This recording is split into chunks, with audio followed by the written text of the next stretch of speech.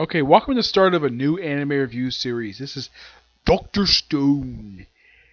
This is the first episode I'm doing for this series. Why an episode? Unlike in the case of the last manga series I did, which was Freezing, because that anime is not on the air for anymore. Doctor Stone is technically still on the air, though not airing new episodes at the moment. They ended the first season I think it was just last year. I think it was.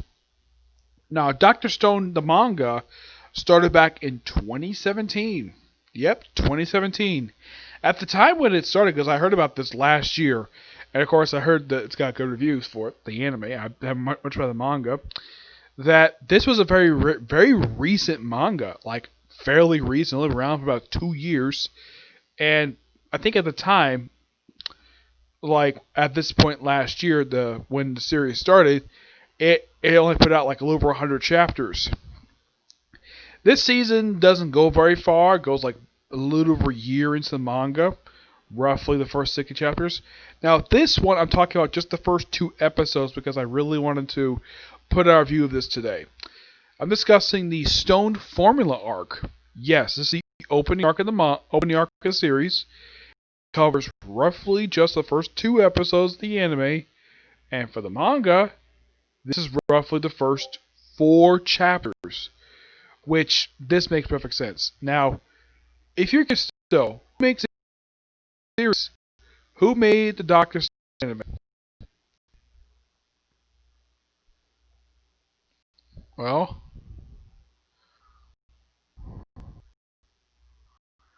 Doctor Stone is made by a studio known as TMS slash 8-Spin. Yeah, that is pretty much the company that made this particular one. Yeah, and this is also the same company that made, let's see, well, they did some American cartoons like Real Ghostbusters, Inspector Gadget, DuckTales. Yeah, but actually anime besides this one? Well, other ones I've seen besides this one?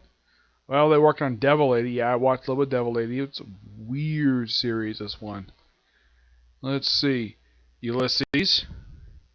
Case Closed. Yeah, this thing kind of makes Case Closed. Which wondering, like, how the heck did they make time to do this series in Case Closed? Yep. Now, the series starts off quite unusually for a series. Now, the premise of the series is this.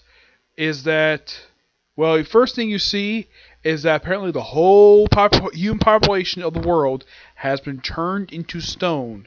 Basically a Medusa effect. Now, the series itself, at the point where I read the manga, I read the whole manga before watching the series, basically most recent chapter, they have not figured out who exactly was responsible for the purification. They've heard of purification. The main character of the series is Senku, and he's a guy with green hair. Though on the covers of the manga, his hair is entirely white. Unknown why they changed color for the anime to where it put green tints in it. I thought that was kind of weird. He's voiced by a guy in Smoke. He's basically all about science. Excuse me. Now, they do a bit of a flashback, a couple of flashbacks in here, where they flashback to the first time we see him is when his best friend, his childhood friend, Tojiku, comes in and says he's going to confess to his crush. Confess to his crush, who her name is Yuzuru. Yep. And she's voiced by Brittany Lurdia. Now, she's only seen in the flashback stuff, not in present day very much. She hasn't appeared in the first 2 episodes. She does get they meet in their tree. She ties a ribbon to I think, or basically her little tie pin, her little bow that she ties around the tree. He meets her there. He's about to confess, and then the whole world's turned to stone. And then, of course, he wakes up in a cave where he is basically butt naked. Also, they added a thing here where in the manga, it's basically as soon as it turns to stone, goes straight to present day, And it seems as though the way the manga presented it, it seems like he was the main character because he gets a lot of general focus. I kind of like in the anime because Suseku is technically the main character of the series. I like the fact that he gets a lot of focus in the series. So he wakes up and he's completely naked.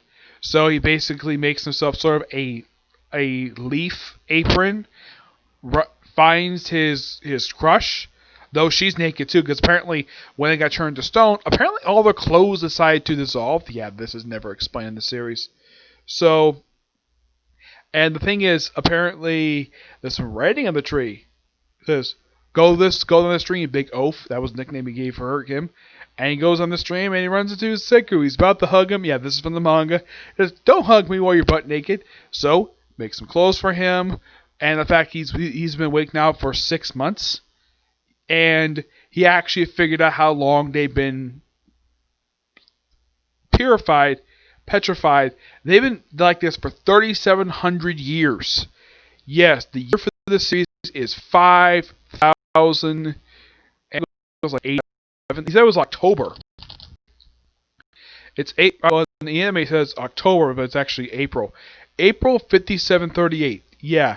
The reason why he's able to figure out exactly what year it is, because the whole time he was petrified, he was counting the whole time while he was petrified for this long period of time.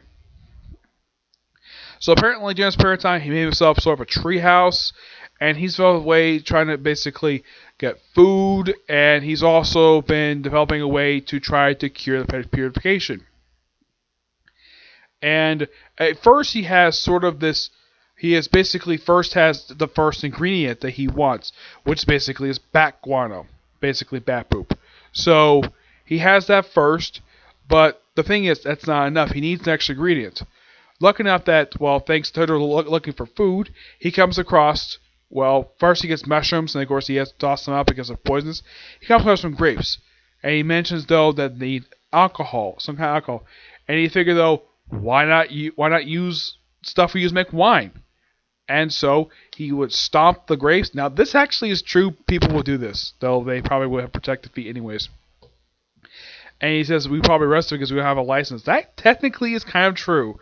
So they make up this special formula, and it takes them a while. It takes about 3 weeks to do this. And then eventually a year passes by, and then of course, also birds turn to stone too, so they use it on a couple birds. Eventually, one finally works, and the bird is unpetrified. So they figured that, okay, we need to basically use it on the first person. That, of course, Tedro wants to use it on his crush. So they get to her. It's like, okay, time to finally free her, but she's naked. Bring her along, make her some clothes. And he's like, okay, but they're basically surrounded with a bunch of lions. So they run. But then, of course, thanks to him seeing this guy earlier, he runs into